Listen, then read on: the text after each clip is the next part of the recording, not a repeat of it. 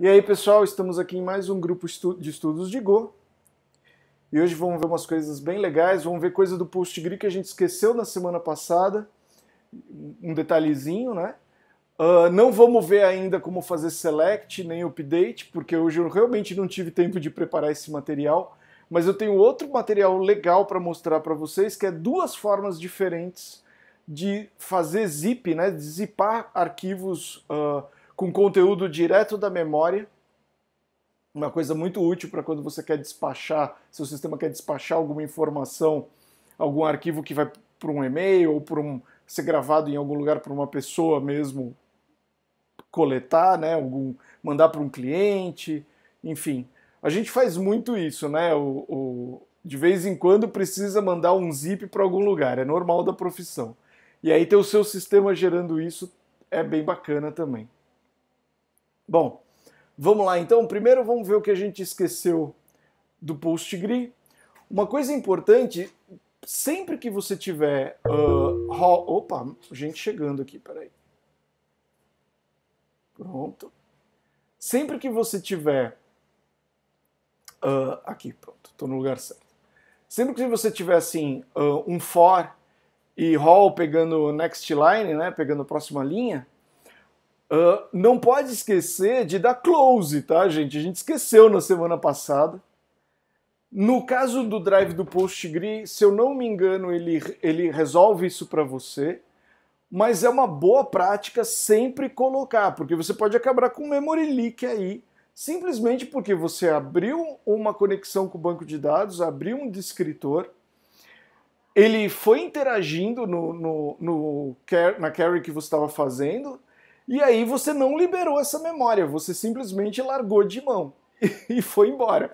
Então é bom, pega e dá o close lá, verifica o erro, né? Porque a gente verifica todos os erros e pau na máquina, sempre usar. Algumas ferramentas de lint vão pegar se você esquecer de fazer isso, tá? É que a gente não tinha passado nenhuma. Enfim, fica aí a dica. Vamos ver a brincadeira com zips, né?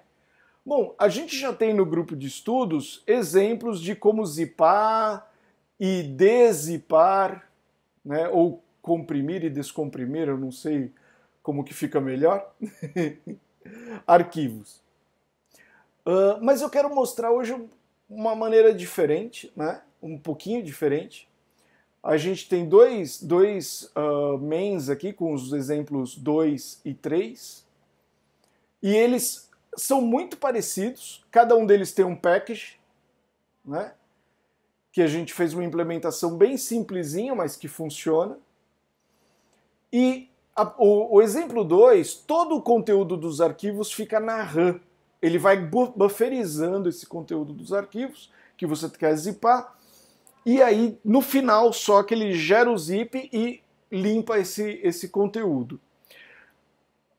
Obviamente, isso tem uma desvantagem. Se você tiver muita coisa para zipar, se for coisa muito grande, né, você está comprimindo uma grande quantidade de dados, você tem que se preocupar que você não vai ter RAM suficiente. É o que a gente colocou na observação aqui, né? RAM não é infinita. Toma cuidado com isso. Mas em alguns casos que você tem certeza que você pode fazer esse tipo de troca, né? É interessante porque você suja menos o sistema, você não cria arquivos temporários, você suja menos o sistema. Então tem que saber aí o que está fazendo antes de usar um método ou outro.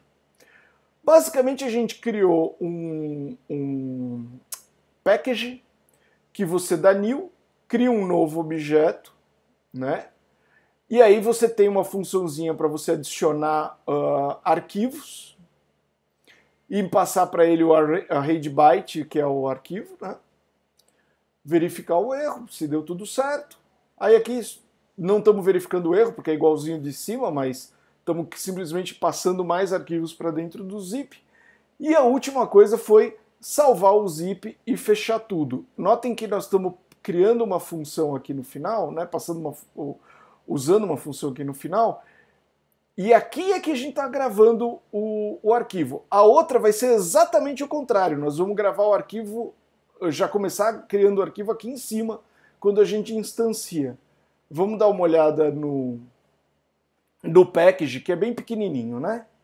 O package desse, que mantém todo na memória, a gente tem um objeto archive e ele tem um buffer. Quando a gente dá new, a gente vai instanciar o buffer, criar um descritor para ele e guardar tudo na nossa struct e retornar isso. Beleza, então a gente tem lá, né, na nossa struct, que foi retornada, está numa variável lá no main, a gente tem o descritor e o buffer.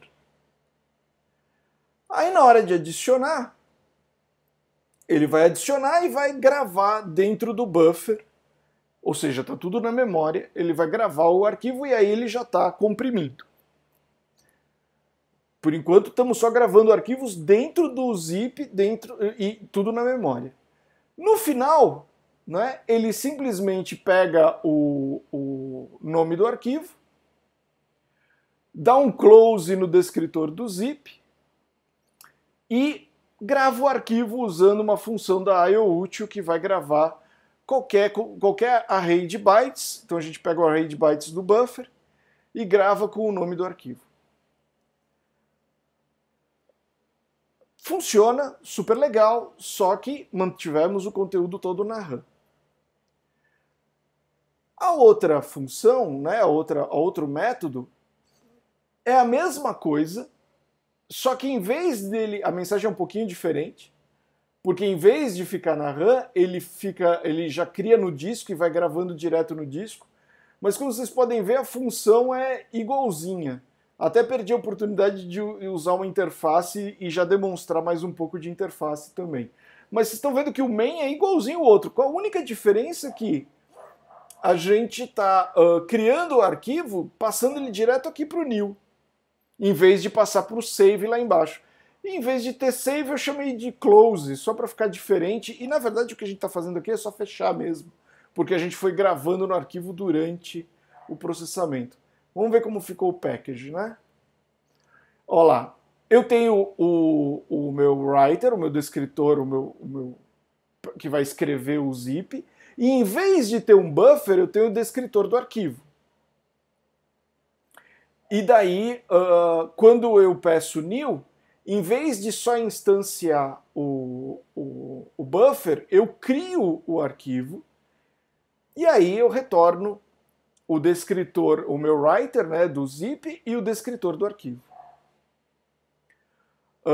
A Ed não mudou nada, ela simplesmente vai gravar dentro do zip.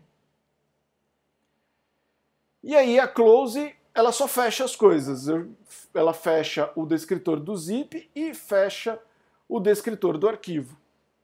E isso garante que ele vai dar um flush no disco, tá? Se você não...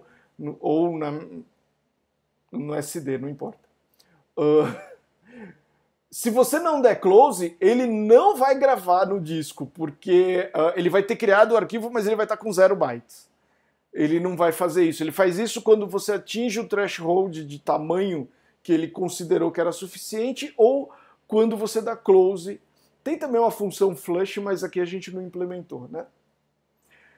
Qual que é o problema dessa segunda opção que usa o disco, né? Grava direto em vez de usar a RAM? É que se der qualquer problema no meio do seu processamento, o seu programa fechar ou qualquer coisa, você fica com um arquivo lá que está criado, mas está com 0 bytes, e isso pode confundir o usuário e tudo mais. É claro que mesmo assim, essa é uma abordagem melhor, porque você não corre o risco de destruir a RAM, né? De usar toda a sua RAM. Gravar é sempre melhor. Poderia sofisticar muito mais, poderia colocar um buffer intermediário, poderia,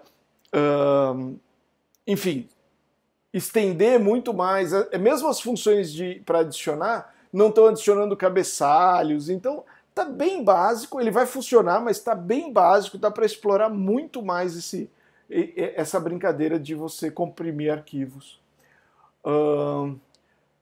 Bom, vamos ver rodando só para provar que funciona? cd comprimir 2, go run mango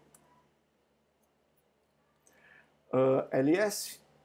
Olha lá, ele criou aqui o arquivo zip, né? Vamos abrir aqui. Olha lá, e ele conseguiu descomprimir e dentro dele eu tenho os arquivinhos com os textos que a gente colocou lá dentro. Apagar esse cara. E apagar esse cara aqui também. César, perdão. A taxa de compressão, como é? Você não fala, né? Não fala nada. Então, de taxa, o né? padrão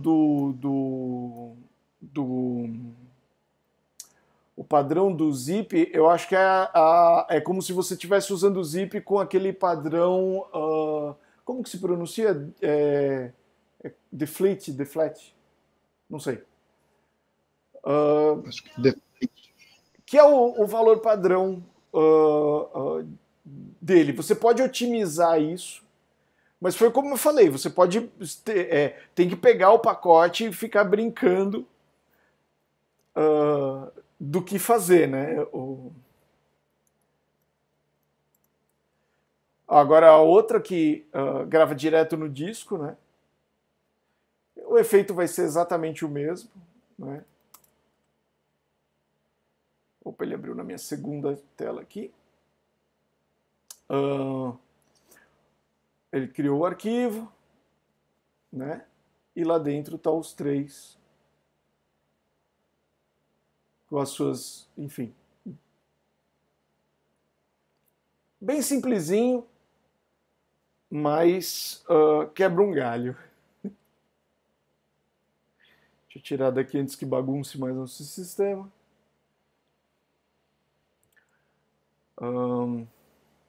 Bom, e basicamente era isso que eu tinha para mostrar de código. Enfim, como eu falei, né, tem muito que evoluir.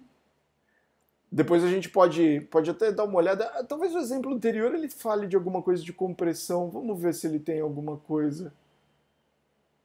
Tá.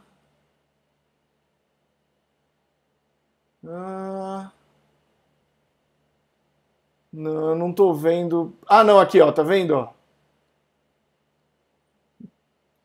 E aí você tem outros métodos de compressão. Na verdade, se eu não me engano, só tem esses 2 disponíveis, o Store e o Deflate. Eu acho que o Go não implementa ainda mais métodos que isso. Ó, tá vendo? Ele só implementa esses 2 mesmo. Então, por enquanto, só tem esses 2 métodos disponíveis. Uma coisa que eu adoro no Go é a gente poder fazer isso, poder clicar e simplesmente ir lá no fonte, só com uma simples navegação. No caso do quem estiver usando o Visual Studio Code, no Mac é Command Click, Command Click e Ctrl traço para voltar. E no Linux e outros sistemas é Ctrl clique e Ctrl traço, se eu não me engano. Você está usando isso no Linux, ou Lauren? Sim. É legal, né? É isso aí mesmo. Muito massa. Muito massa.